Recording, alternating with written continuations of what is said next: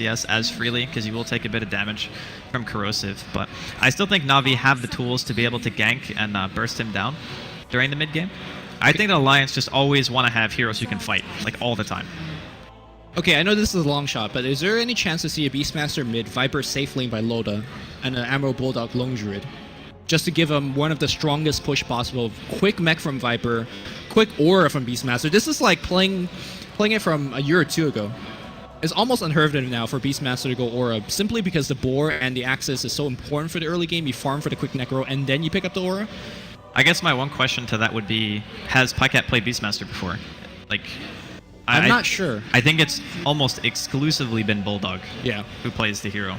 So and again, to be fair, that hero to me is one of the best offlaners now.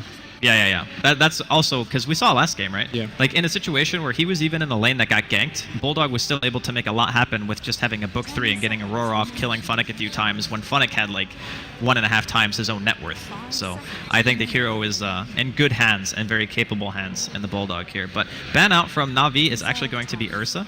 So they're assuming the Ursa Wisp pairing very good for being able to abuse Roshan, which the sides have switched this game, by the way. As last game, Na'Vi were playing on Dire, now Alliance are going to be Dire for game number 2. And Darkseer last ban out from Alliance. So Na'Vi, they are going to be able to get their hands on a Chen, and that does mean we're going to be seeing the Funnick Shaker. Okay, so he played 2 Beastmaster games in LGD Int and 1 with Alliance. So yeah, very seldom does he play the hero, is what we're getting at. I don't think that will be the case. I'm also very curious on the statistic, if Noxua could look it up for us. What's the win rate when you get both Gyro and Leshrac? Because to me, those two are the most successful heroes of this patch. I think they're actually picked together a lot. Like, I'm not sure what the win rate is. I'm just saying, like, you commonly see these heroes paired together. Because you generally give away Undying or Wisp, and you just immediately snap up those two, right? Yeah. I mean, looking at it on paper, I think that Na'Vi have a ridiculous amount of control. Like, you have Chen for the early gank, or maybe you even have lane strong enough to where he can just farm up if he wants to go for, like, quick arcanes or maybe a mech. You have offlane Shaker, and Funnick is obviously very capable on it. Sonico on Winter Wyvern, who I would say he single-handedly won his team the game with his ultimates on that hero the other day. And Alliance actually going to be going with the Wraith King carry. Interesting. I actually like this a lot. It's amazing pick this game. As most melee heroes you would really want to stray away from if you're playing against Winter Wyvern, for obvious reasons, because you could very easily get kited, or you just get cursed and then you die before the curse duration ends. But if you have 2 lives, then you might be able to either bait out BKBs, you might be able to go and eat enough spells to where your Viper, your Bane, your Beastmaster can make some work happen. So I'm curious to see how this works out. This is a hero I have not seen played very much lately. Here's the big concern you have for Wraith King. Wraith King by himself is not going to output too much damage, simply because of what Winter Wyvern could do. You just popped it on the ice block, and he has to switch target, he's going to get kited. With that said, Radiance just got buffed. And Radiance late game on Wraith King is actually one of the most annoying things you could possibly deal with. He's very tanky, he's got 2 live. Not sure if he's going to get Radiance, but I think Radiance would be a little bit risky, at least as a first item. Not as a first item, I'm talking about 3rd, 4th item, but that's really far down the road. Let's talk about the heroes and the players. Alliance on the side of Dire, effing mad on that Bane that he loves so much. Pycat sort of going on the off lane right now. Now it looks like they're just contesting the rune. He's playing the Viper. We have Loda playing the Wraith King. Ake on his famous Wisp. And last but not least, Emerald Bulldog playing Beastmaster for a 2nd time. And honestly, he played it very well last game. Yeah, I'm curious to see what he can make happen this game, because it was a very good performance, even though they managed to not win that one. But Na'Vi here, we have Funnick. We're going to be seeing on the Earthshaker. Next to him is going to be Dendi, handling Leshrac. We're going to have Vos playing Gyrocopter. We're going to have Artstyle playing on the Chen. And lastly, that leaves Sonico on one of his signature heroes. Again, it seems like his Shaker and his Winter Wyvern are just on a completely different level whenever I watch him play this.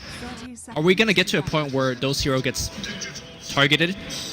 Maybe not in the first phase, but it's hard to target a Winter Wyvern though. That's true, because all of his abilities have pretty significant range. The one downfall, target as in target ban him. Oh, you mean ban out the Winter Wyvern. I think because of what happened in the first game and the Broodmother coming out as a 5th pick, the 2nd phase bans are the only place where I would really justify doing respect ban to that hero. Right. And they were too, like, they probably have PTSD over that Brood pick, right? So they're just saying, okay, we ban out the Brood in the 2nd game for sure. And they're probably not thinking about it right now. It also depends on the performance this game. But I mean, this is like their life is on the line in this series. If they lose this game, they're going to be dropping to the lower bracket. One of the very few times you see a support being allowed to pick up that bounty rune. And obviously Wisp picking it up for that quick bottle, being delivered out. And so Neko's trying to snipe this. No, it looks like not. A very interesting spot for him to start the game at. I'm not sure what exactly he's looking for. But okay. Well, he will see at the very least that there's going to be an aggressive tri-lane coming out from the side of Alliance, and there is not really a whole heck of a lot an Earthshaker is going to be able to do against this. And assuming they control the lane, they should be able to keep Funnick low level for a fairly long time. Yep. Being completely zoned out of experience range. Meanwhile, Soneko does have the boots, and of course Arctic Burn being a way to fly over the cliff if he wants to go on the Viper right now. Viper actually did not put his first point in Corrosive Skin, and he's eating a lot of extra lightning damage because of it. Well, I don't think the magic resistance itself is what matters at the first point, although it is technically, it is the most valuable point in terms of flat-out magic resistance. I think just having the capability of orb walking is pretty nice. Artstall coming in with the side with the Chen, gets a stomp off onto Pycat. The stun's going to follow it up from Dendy. The Nightmare to save. Is it going to be enough to keep Pycat up? It will not. Dendy secures the first blood, and Chen also is able to take out Ake, so 2 very fast kills going the way of Na'Vi. One of the best start that Na'Vi could have hoped for, and that's going to be Dendy's bottle immediately. And whatever Viper could throw as harass is going to get shrugged off as a result. Also, with the offensive Chen, not only is he putting pressure on both the mid and top lane simultaneously, he is essentially securing the top rune because it's so dangerous for any support or Viper alone to go check the top rune. So right now, I think Na'Vi in the past minute or so has really secured their early game. Well, I think that one rotation was very good for them, but let's not forget what happened in game 1, right? Like, Alliance had an amazing start, and they, like, Na'Vi managed to pull it back. That's definitely true. I think that this game, without the use of that kind of niche Broodmother pick, they might not be able to have that stranglehold on the game like they did for so long, just because of that Brood. Could be seeing a very, very back-and-forth game. On the bottom lane, how's that Earthshaker doing? He's that managed to actually get level 3, mostly thanks to the fact that Bane as well as the Wisp rotated to the side, and he was able to get his key levels. Levels is not that important for Earthshaker. He really just wants the blink. It's pretty important. I mean, having extra levels on the Aftershock is still very It's true, key. but it's not like, for example, Centaur getting 6, right? It's you really just want the gold, and gold is something that he won't get this game, at least not with the current setup. But looks like effing mad. That fissure was well off, and looks like he should be able to run away. Arctic Burn just coming off cooldown in a couple of seconds. I'm just saying, that wasn't a Sonico fissure. No. He would have found a way to block him with that somehow. I don't know how, but it would have happened. Sonico fissure. But that actually should have been a kill, which is a fair point to mention. Like, if you let somebody walk away like that, and you have 3 heroes kind of walking around in the jungle trying to commit to that, it's not great. So even though Funix managed to get some from his lane, he needs to be more on point with his physical usage. How's that top lane doing? Beastmaster actually being able to equalize on farm, but I think as Savos gets more levels, that flat cannon is gonna be more and more difficult for him to deal against. I think Bulldog picks up a bottle here, though. Yeah, he's got it in his inventory already, so if he wants to do bottle crowing and such, he can. Viper is not really the hero who abuses the crow too much, so if he wants to be able to sustain himself here, it shouldn't be too difficult. And they're even going to spot out Havos in this top lane. Could be looking at the first kill for the side of Alliance here in game number 2. Bulldog taking some damage from the Rocket Barrage. You're just kiting it out so far. Throws out a boar. Bulldog will get the last hit, and Alliance are on the board. Very good play by effing Mad. He saved his Nightmare just in case if any supports from Navi's side come in, and then they would actually get 2 kills. Instead of just Nightmaring the Gyro, they would Nightmare the support. Well, not only that, but just in case the Gyro managed to get too far away. Like, you technically want to save your Nightmare for if the target gets too far to attack anymore, and you use it at like the last second. Or he also decides to TP out, because that was their only stun, so... Yep. Well played on multiple ends. Pycat actually recovers fairly decently, not on the CS chart because he's down behind by quite a bit, but at least on the level department. He's holding his own in the lane. That magic stick is going to help out in terms of the survival department as well. He's going to need a gank, though. Like, there's no way he just wins this lane from the start that he's had, and Sonico is going to spot out fucking Mad here on the high ground. He's eating a couple of auto attacks from that Arctic Burn. Dendy, not enough mana to throw out another spell. Brain Sap to equalize the health for the time being.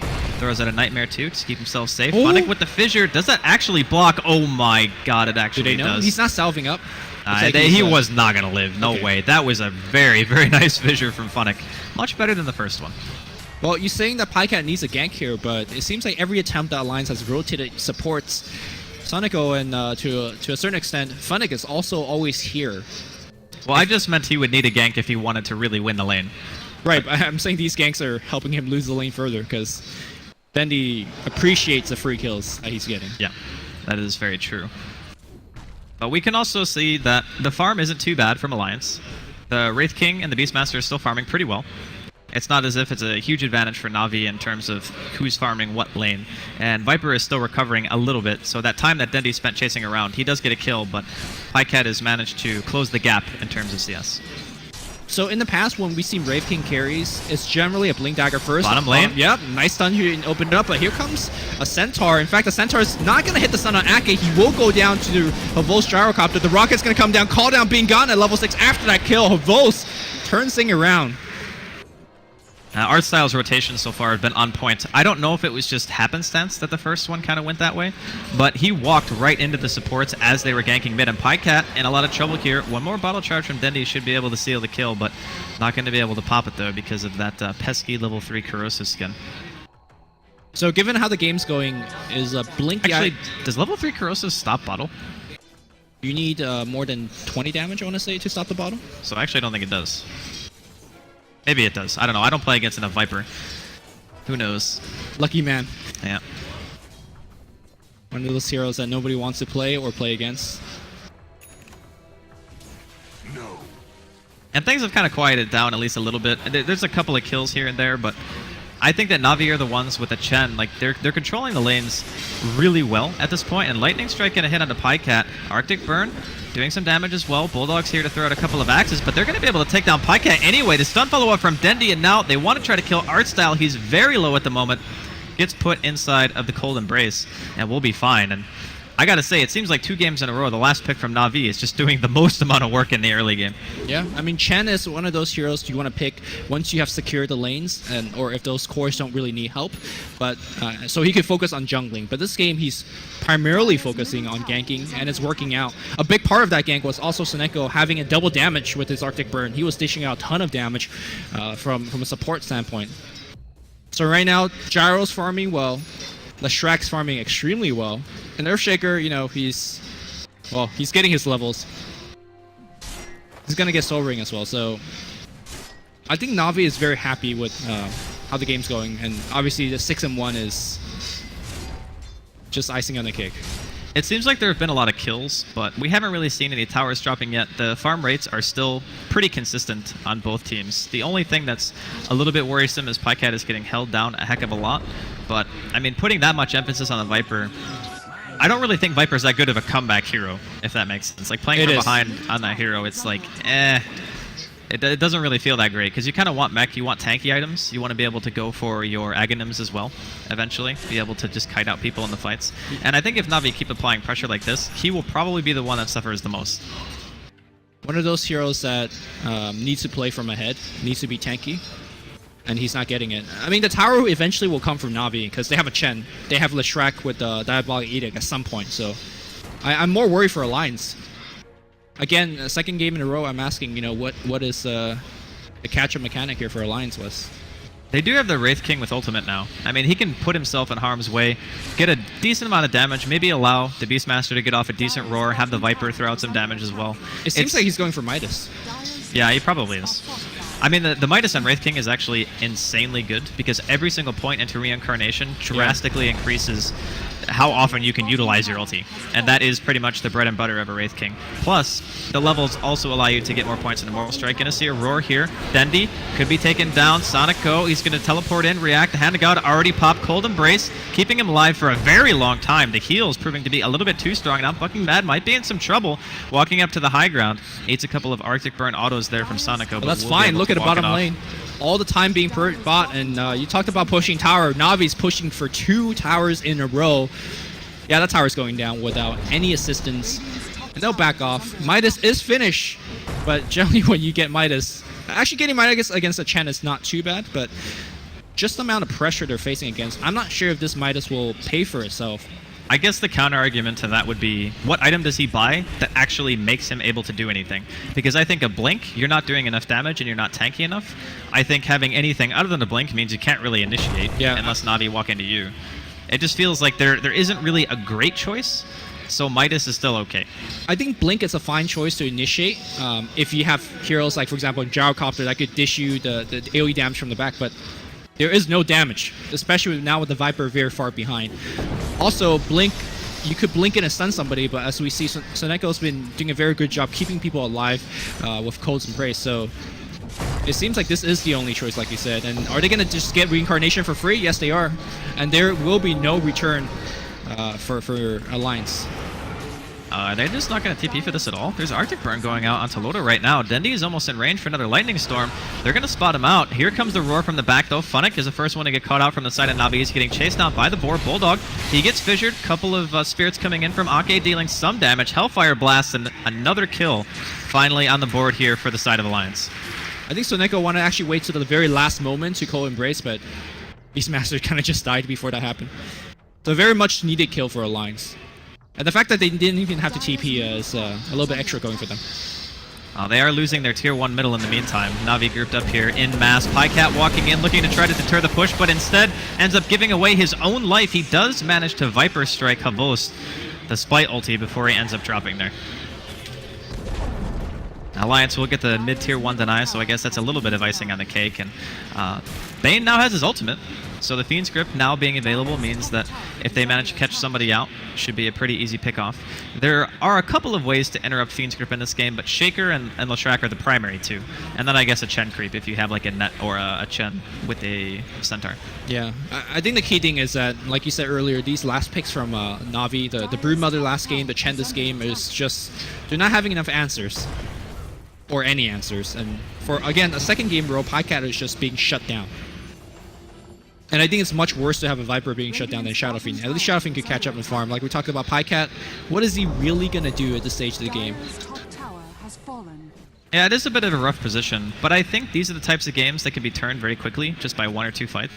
Because there's nothing on the side of Na'Vi that just says, we will have a stranglehold on this game because of our late game carry potential, or just because our lineup is like better at this stage in the game than yours. I think it's more like they're just playing very well during the early game, and these are the games that have a tendency to have the most volatility when fights break out in the later stages. I disagree. I think once Dendi gets his Bloodstone, there's next to nothing that they can kill him. I mean, sure, if they all 5 collapse on him, they can, but without Beastmaster's Necrobook, which he's still working on, the fact that there's Hand of God, there's the natural tankiness of Bloodstone and Cold's Embrace, how are they actually bringing down Dendi? Dendi is going to be a huge problem in the front line, and that's also not countering the fact that there's a Chen sandbag. What I meant was, there's a larger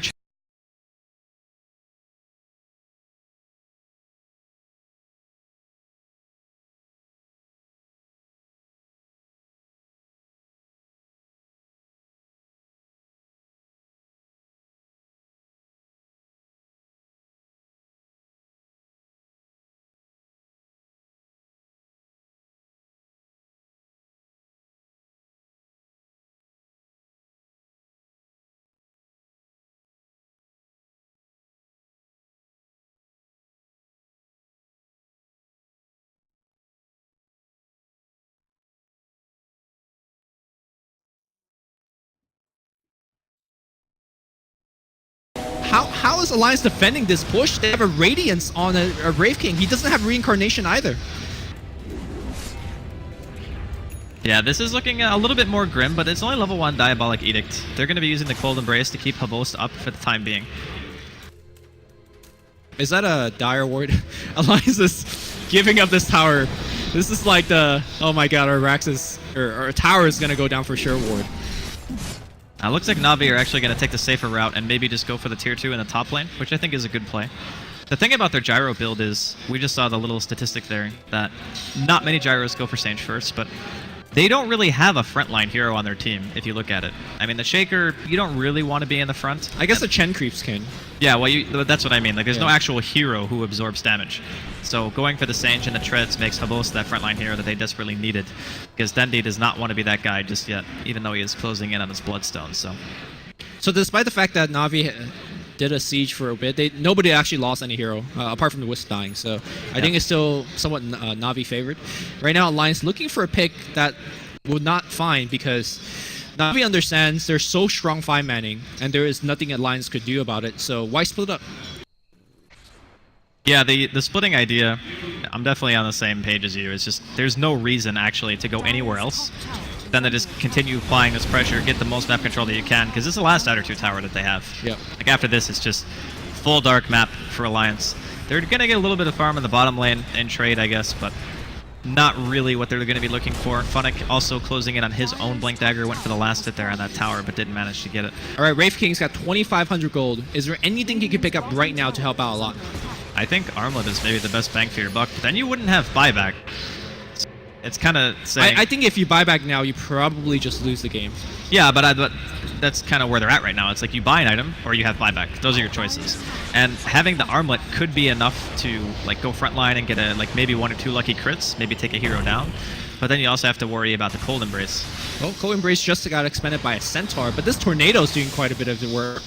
And so is the Splinter Blast. Everybody's at half HP thanks to that Tornado. Look and at the lightning They can't spam. defend this. They're going to lose the tier 3 tower. There is no glyph in sight. What are they going to do? I gotta say, this Chen has actually been like phenomenal for me. Get a FF Mad? stun, follow up here onto the Jeez. Bane, just dies immediately. Winter's Curse being thrown out onto Loda, will pop his reincarnation, gets the urn popped on him as well. He's still being kept alive though for the time being. The reincarnation slow on 4 members of Na'Vi. Funnick gets roared before he's able to throw out the Ekflame, the Chen heal, and the Cold Embrace, keeping Dendi alive. And one more fissure coming out from Funnick, and that'll force the rest of Alliance back in. Okay, this is looking really grim right now for Alliance. Do they have enough damage to kill anyone? No, they don't. Call down though. However, we'll dish out the damage for the side of Na'Vi. They melt the Wraith King, and Emerald Bulldog's going to get clipped by the lightning. Looks like that's going to be 1 Rex, and I don't think Na'Vi's stopping with 3 heroes dead. They have so much sustain. I mean, from the beginning of this game, it looked like Na'Vi was doing pretty well. But to see a game end in 17 minutes, I haven't seen it here. Like, this is the first time that I've seen a performance so dominant that they were going high ground successfully at this stage in the game. I think some other teams would have just said, you know what, we have the big advantage. Let's drag the game out. Let's get our farm on Gyro. Let's get the Bloodstone and Dendi. They don't need it. Point booster, Lesh. Let's push. They'll back out now, giving credit to Alliance. And honestly, they have a lot more time because I believe it was a level 1 reincarnation when Wraith King died. Yeah, it was. So he's still working with, the next 3 minutes not having reincarnation. He's still sitting at 2,500 gold, pondering what item he could get. And like we talked about earlier, there is honestly very little items he can get that will make this situation better. I really do feel like a lot of this game goes just back to like the very first rotations when Artstyle went mid, managed to get 2 kills. Yep. And they killed Pycat off that. Like every time Artstyle went anywhere, it was just immediate success with the Chen. And when you have those types of games, it's actually very hard to fail. Like if you get like 1 or 2 really good early kills, then you just go back to farming. You've won your lane for mid, pretty much just straight up from the level 1 rotation. And then your safe lane is still going fine for you no matter what, and your off lane is just a Gyrocopter versus a Beastmaster, which is A-OK. And you know the supports from Alliance, their rotation potential isn't really that great with just the Bane and the Wisp. They kind of need level 6 before they can do any real kind of work with the Wraith King and the Wisp combination. So I think Na'Vi, like, I don't want to say it was an outdraft, but it feels that way. Like, I really don't feel like Alliance can do much at this point. I don't think the last pick Wraith King helped at all. I can see what they were trying to do with it, though. That's the important part is... Well, 2 games in a row, Alliance assumed the game would go long enough for the hero to actually come in effect, which Na'Vi said no. It's not going to go long enough. Well, They're going to try to do a backstab, but Loda, keep in mind, he doesn't have reincarnation. It's down to half HP. He pops a playmail, which gets damage off him for a bit, but the call down will hit on Loda, and Loda's dead on the back line. Meanwhile, looks like Dendi, again, unkillable.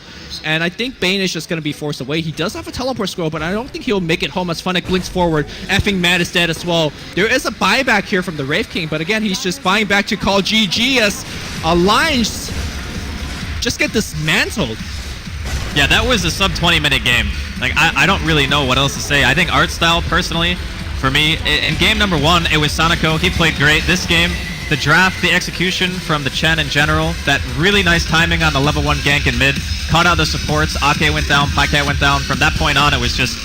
That Viper pick that was supposed to win middle lane did absolutely nothing. At the end of the game, 0-3-0 for Pycat. He just couldn't have an impact. And that matchup that was supposed to be winning